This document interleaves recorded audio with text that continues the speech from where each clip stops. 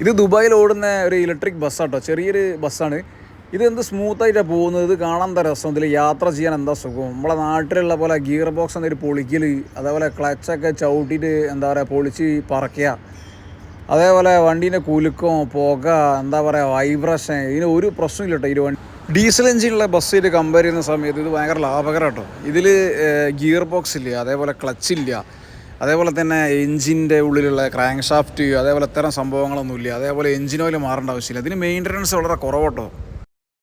ഇത് ദുബായിൽ ഓടുന്ന ഒരു ഇലക്ട്രിക് ബസ്സാട്ടോ. ചെറിയൊരു ബസ്സാണ്.